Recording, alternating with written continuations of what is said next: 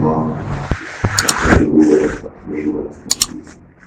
ونؤمن به ونتوكل عليه ونعوذ به من شرور أنفسنا ومن سيئات أعمالنا، والصلاة والسلام الأتمان الأكملان على سيدنا محمد المبعوث رحمة للعالمين وعلى آله وصحبه ومن سار بسيره واهتدى بهديه ونال من الله مقعد صدق، وبعد. السلام عليكم ورحمة الله وبركاته. Tumutendereza jalla jalaluhu, netumutongoza mu kumusinza, netumwebaza mwebyo byonna byatugabirira. Tumusaba tusaasire, atusemere, tumwebaza ekyengera ky'obusiraamu n'ekyengera ky'obulamu waggulu w'ebyengera byonna byatugabiridde. Tusaba okusaasira n'emirembe ku Nabi waffe Muhammad sallallahu alayhi wasallam. Mwaka ogwokubiri Nabbi sallallahu alayhi wasallam yarwana entalo nga bwe twagamba nti okubawa olukusa okulwana kwajjiramu mu mitendera. Allah yasse etteeka erigamba billahi minash shaitani rajim, udhina lilladhina yuqataluna fi sabilillahi biannahum dhulimu wa anna Allaha ala nasrihim laqadir. Mungu yabawa olukusa okwerwanako kwe baba nga bakoleddwako obulyazaamaanya, ne wajjayo etteeka eddala kutiba alaykum alqital wa huwa kurhun lakum wa asa an takrahu shay'an wa huwa khayrun lakum wa asa an tuhibbu shay'an wa huwa sharrun lakum wallahu ya'lam wa antum la ta'lamun. Eryo etteeka lyafuula jihad oba okulwana, oba aya yafuula jihad okuba ey'etteeka. Eri yasooka it was optional, ayagala mba mwagadde mulwane, naye nezzeeko ebalagira okulwana naddala mu mbeera y'okutaasa eddiini y'Obusiraamu. Nabi sallallahu alayhi wa sallam yatandika okuweereza ebikwekweto by'abasahaba. Twagamba waliwo enjawulo wakati wa ghazwa ne sariya. Sariya ayinza okiyita ekikwekweto oba lyejje Nabbi sallallahu alayhi wa sallam lyeyatumanga ligende lirwane nga naye ye kennyini teyeetabye mu kulwana okwo, ekyo bakiyita sariya. Ate ejje oba olutalo Nabbi sallallahu alayhi wa sallam lwe yafulumamu naye kennyini nga yeenyigiddemu, ekyo bayita ghazwa.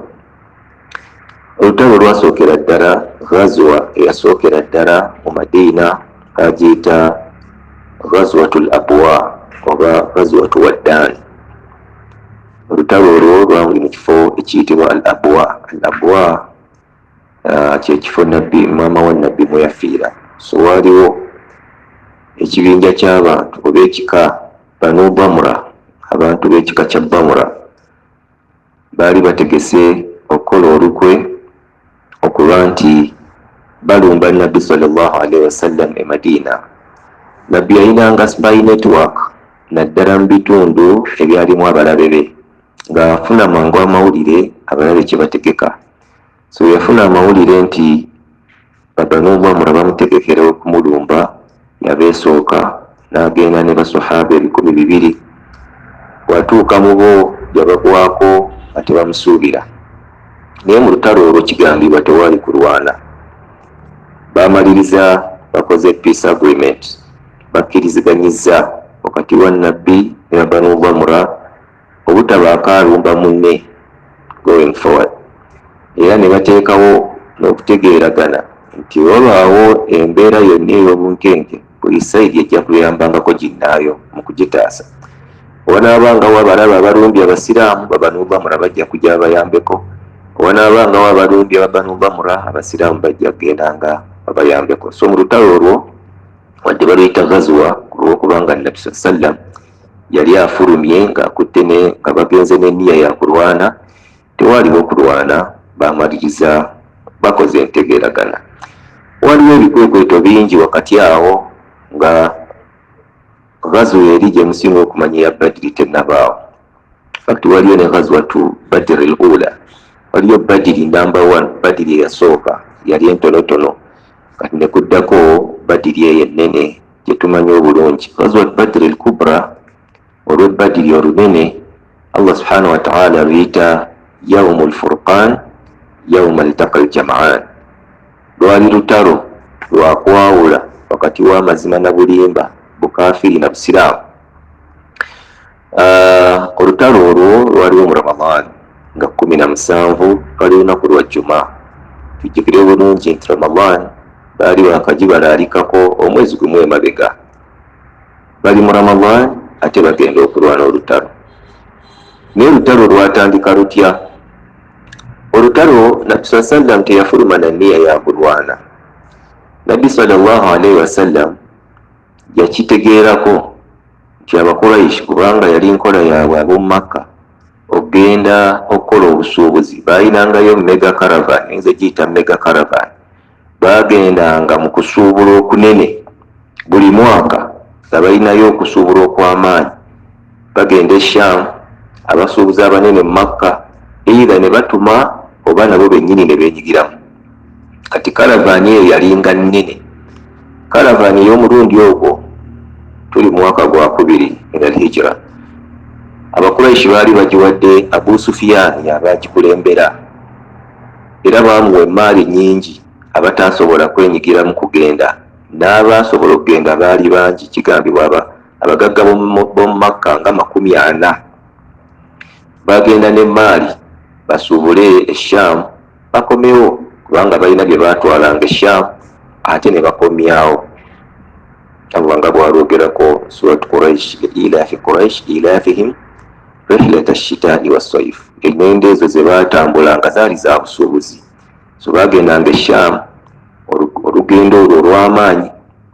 Kati Nabbi sallam wategeera nti Abu Sufyan akomawo ne karavani eyo ate nga nnene, kigambibwa yalimu engamiya 1000, nga buli ngamiya yeetisse ebyamaguzi. Geteebereze engamiya 1000. Tubanga engamiya esobola okwetikka tugambe nga ka pick-up k'ebyamaguzi, engamiya 1000 ebyamaguzi biba bingi. Engamiya 1000 mwalimu essente, kigamba dirhamu 5,000 n'ebyobugagga ebirala bingi. So Nabbi sallam wawulira nti bwe kityo bwe kiri, yateekateeka Abasiraamu bagende basaleko Abu Sufyan, bakwate emaali eyo mu ngeri y'okugyeddiza. Tekwali kubba ng'abamu bwe bayinza okukirowooza. Jjukire bulungi nti Abasiraamu bwe baali bava e Makka, Abakuraishi tebaabaganya kuvaayo na kantu. Baabanyagako emaali, baabasuuza emaali n'ebibanja n'ebyobugagga byabwe byonna. Kakati olw'okuba baabakolako obulyaz'amaanyi obwo, Nabbi yabagamba tulina okwekolerawo omulimu, tweddizeemu ku maali yaffe etwaleka e Makka gye baatusuuza. So eyo yenniya gye baagenderako. Mu kugenda okwo Nabbi yakifuula optional. Ani aneegattako tugende tulumbe Abu Sufyan ne karavani ye, oba oliawo tunaagisuuza bye tugisuuzizza, kubanga baayitiranga ku nkinkizi z'e Madiina. Ekkubo lye baasalirangako lyali kumpi ne Madiina nga bava e Sham, ng'okuva eno okutuuka eri si wala nnyo. Nabbi sallam yafuna bamuhajiruuna abaava e Makka abaamwegattako 101, ate ba Ansar ab'omu Makka ab'omu Madiina ba Awsi n'aba Khazraj abaamwegattako baali 212. So mugatte nga bali Abasiraamu 313 nga bagenze n'enniya ya kusuuza bya bugagga. Naye Nabbi sallallahu alaihi wasallam ebiseera ebisinga bwe yalinga agenda, yatuukanga mu kifo neyetegereza eggye lyafulumye nalyo ne baani abalirimu. Baba batambula ne batuuka mu kifo ekiyitibwa Bi'r Inab. Bi'r Inab ateekateeka eggye, aliteekamu ebibinja, ani agenda okukulira kibinja ki, n'okuzzaayo abatasaana kujja mu lutalo. Jjukira akifudde option, ani ayagala okujja, so abaayagala bajja, mwalimu n'abaana abato. Nabbi bw'aba ateekateeka eggye agenda okulaba nga mujje mulimu abavubuka abato abatannaba kutuuka myaka gya kulwana, n'abalondamu n'abagamba mwe muddeyo. Mu be yazzaayo mwalimu Ibn Umar, Abdullah ibn Umar yali akyali muvubuka muto, mwalimu Usama bin Zaid twamwogerako, Zaid bin Haritha naye mutabani we yali akyali muto, waliwo omuvubuka omulala muganda wa Saad ibn Abi Waqqas bali bamuyita Umair ibn Abi Waqqas. Naye Saad anyumya ku mutowe oyo. Umair ibn Abi Waqqas nabbi waba atandise okulondamu abato baddeyo ne balaba nti banafu oba bakadde nga tayagala bagende naye mu lutalo mu ngeri y'obbasaasira. Umair ibn Abi Waqqas omuvubuka oyo kigamba yali mu myaka 16 yeekwekanga mu muganda we mukulu we Saad ibn Abi Waqqas. Kati Saad nga tategeera lwaki ono amwekwekamu. Ambuuza obadde ki? Ko Umair, saagala nabbi andabe, ajja kunzizaayo nti ndi muto. Naye era nabbi yamulengera n'amugamba, Umair naawe ddayo tojja kulwana. Umair yakuba omulanga n'akaaba okumuzzaayo ng'agenda akuba miranga. Agamba, ya Rasulallah, nze nsobola okulwana, ndi musajja mukulu, nabbi yamugamba, kale komawo, jangu weegatte ku ggye. Amukomyawo ne yeegatta ku ggye. So baswahaba kikulaga obwagazi bwe balina n'abaana abato. Mu lutalo olwo lw'Ebadiri gye lunaggwera nga tujja okulaba mwafaamu baswahaba 8, abasiraamu 8. Naye ku 8 ogwo bwe mwalina ono omuvubuka Umair ow'emyaka 16 nabbi gwe yali azzaayo. We yamugamba, ya Rasulallah, nze ekindeese kufuna shahada, nzize kulwana oba banzitirayo nfune jjana yange, tonsubya mukisa guno. Nabbi n'amukkiriza era mu 8 ogwafa Umair yaliko radiyallahu anhu. Nabbi ateekateeka ejje lye, yaliteekamu ebibinja ebikulu ebinene 2. Bamuhajiruna yabateeka bokka, abaava e Makka nga bakulirwa Ali radiyallahu anhu gwe yawa bendera, ne ba Ansar ab'e Madina n'abateekateeka bokka, n'abawa Saad ibn Mu'adh nga yakutte bendera. Naye nga bendera ennene eyawamu yagikwasa Mus'ab ibn Umair, yali bendera njeru. Nabbi sallallahu alaihi wasallam yali overall commander. Nabbi abaasemberera okutuuka awulira amawulire nti ate Abu Sufyan abakubye eddolera, akyusizza, kubanga Abu Sufyan naye amawulire yagafuna nti abasiraamu bakwetegekedde, Muhammad n'abantu be bakuttayoze mu kkubo ly'otera okuyitamu baagala kuwambako maali. Abu Sufyan bw'awulira amawulire ate ayina ebyobugagga bingi bye baamutumye, nga bwe tulabye ngamiya 1,000 ebyobugagga biba bingi. Yagamba, tugenda kukola tutya n'emaali y'Abakuraishi, kubanga kigambibwa yali kumpi egatta budget y'ensi nnamba. Abu Sufyan bw'awulira amawulire nti Muhammad amuteeze mu kkubo, yatuma omusajja bamuyita Bwambwa agende e Makka abategeeze nti emaali yammwe gye tuleeta eri ku buzibu, essaawa yonna bagitutwalako.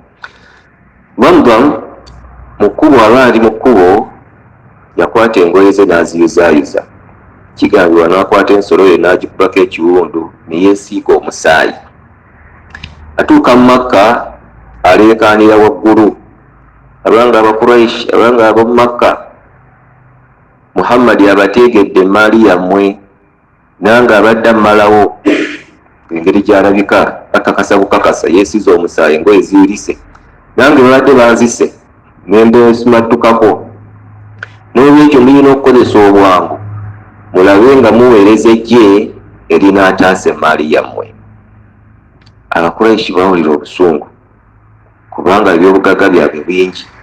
Muhammad nga yeeteeka atya, yeesimba atya mu maali yaffe?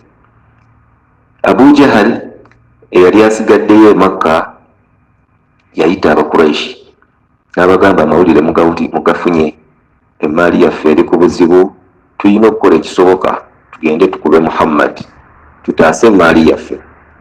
Era mu lutalo olwo oba mu kulangirira olwo, Abu Jahal yagamba, buli musajja yeesobola alina okujja mu lutalo, atasobola kujja mu lutalo ajja kuwa ssente, nga byampaka si bya kyeyagalire. Oba olina emaali oba tolina, olina okwenyigira mu lutalo. Oba toyagala kwenyigira mu lutalo, leeta ssente, baabasaliranga ssente. Era kyova olaba basobola okufuna abantu 1,319 Abakuraishi mu kaseera katono, 1,319. bali redo genda bataase maali yaabwe. Abu Jahl wamala okukola okulangirira okwo agende wa Abu Lahab. Abasajja banjawulo babiri, Abu Jahl ne Abu Lahab. Abu Lahab abataata wa nabbi omuto. Abu Lahab yali musajja mutiitiizi ng'atya entalo, ye yawaayo sente agaa sijja agenda, n'awaayo sente nnyingi, so abantu 1,300 bagenda. Baba batuuka wakati, Abu Sufyan abatumira omubaka abagamba nti emaali yaffe ewonye kubanga yakyusa ekkubo n'ayita mu kkubo eddala eryewalako. Aweereza omubaka abagambe ab'e Makka nti emaali ewonye naye mutajja muddeyo. Abu Jahl yagamba tetusobola kuddayo, twagala tugende tulage Muhammad ejjoogo ly'abadde ayagala okukola tumukube n'ensi yonna etutegeere. Naye yenna eyandyagadde otwesimbamu ffe Abakuraishi ategeere nti tetuli baakuzanyirwako. Yagamba nti tujja genda e Badiri, kuba yatimanya nti nabbi abategedde Badiri. Tujja genda e Badiri tusuleyo ennaku zaffe 3, tulye tunywe tweyagale ate tumukube. N'olwekyo teri kudda mabega. Nabbi sallallahu alaihi wasallam afuna amawulire kubanga yewe yamanya nti Abu Sufyan abakubye ekimmooni. Yagamba basahaba nti bye tubadde tuzokola biganye tuddeyo. Naye aba ateekateeka okuddayo ate awulira nti Abakuraishi balemeddeko bajja kulwana. Jjukira mu kufuluma bazze tebaze kulwana, kukwata maali. N'ennamba yaabwe yiyo gitegedde batono 300, ate bano bazze 1,300. Nabi sallam yeebuuza ku basahaba, mulaba mutya? Tusigale tulwane oba tuddeyo e Madiina? Aba Ansar, Saad bin Muaz nga yabakulembera, balaba nabbi abuuza nga abatunuulidde baamubuuza, ya Rasulallah, olinga ayagala ffe tukuwe ansa, kubanga abantu b'omu Madiina baali tekibakakatako kulwananga nga si be balumbiddwa, kyali kikakata kuba muhajiruuna. So Saad abuuza nabbi, olinga ategeeza ffe, bw'oba oyagala ffe twagala okutegeeza tuli beetegefu nnyo okulwana naawe, tetusobola kuvaamu, tetusobola kulekerera, okuba kulwana tujja kulwana. So Nabbi sallam amala okufuna consensus y'abasahaba nti kati kulwana beetegekera ejje ly'Abakuraishi erigenda okujja. Mu suratul Anfal Allah subhanahu wa ta'ala anyumya ku lutalo olwo ebyagenda mu maaso kwe tujja okutandikira inshallah omulundi olulala. Naye lwabeetegeka, Allah subhanahu wa ta'ala yaleetera abasiraamu otulo bonna ejje eddamba ne lyebaka. Kani imagine okwebaka mu ssaawa y'olutalo, bategedde omulaba ajja bangi ne beebaka bonna, ate nga bali mu kitundu tewali mazzi. Nabbi sallam mu kwagala okumanya Abakuraishi bajja bameka, batambulatambulako n'Abubakar ne basanga abasajja. Bababuuza, muwuliddeko ku Bakuraishi nga bajja? Babagamba Abakuraishi tebali wala, basembedde bali mabega wa nsozi ezo. Nabbi ababuuza, mulowooza bali bameka? Babagamba bangi, tebamanyi nnamba naye baki bangi. Nabbi ababuuza abasajja bali, mulowooza balya eŋŋamiya mmeka? Olunaku basala eŋŋamiya mmeka okulya? Basajja bali bagamba nti basala wakati w'omwenda ne 10, eŋŋamiya 9 ne 10. Nabbi yategeera bagamba bwe baba basala eŋŋamiya 9 ne 10, kitegeeza bali wakati w'olwenda n'olu10. So Nabbi sallam just mu kumanya ensalo ze balya yafuna picture, yafuna ekifaananyi eky'abantu abajja, obunene bw'ejje. So ekyo kyamuyamba okumanya abantu abajja. Yafunamu okweraliikirira ejje erijja ddene ate ayina batono.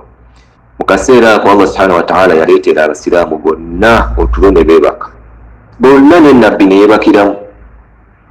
Bwe beebaka mwalimu ebyamagero mu tulooto, bonna ne beerooterera wet dream. Bafuna wet dream, bafunye wet dream ate tebalina mazzi. Nabbi sallam yaloota ekirooto mu kwebaka okwo kwe baaloota, Allah yamulaga ekifaananyi ng'Abakuraishi abajja batono tebawera 1,000 batini nnyo ng'Abasiraamu be bangi. Bwe bazuukuka bagenda okwetegereza nga bonna beeroteredde. Yagamba ya Rasulallah, nga tufunye janaba ate tetulina mazzi. Mu kaseera ako Allah nassa ekire n'atonnyesa enkuba nga teraze na sayini. Enkuba bwe yatonnya ne banaaba ne batukula ne banywa, n'ensolo zaabwe ezaali zifunye enkalamata ne zinywa. Allah ayogeramu noza aya okuva ku ya 4 kudda maaso tunazitunulako.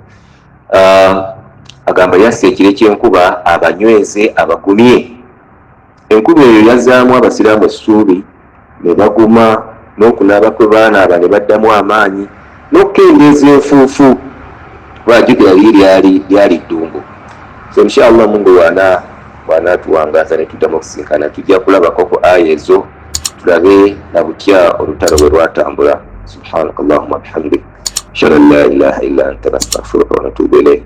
Assalamu alaikum wa rahmatullahi wa barakatuh.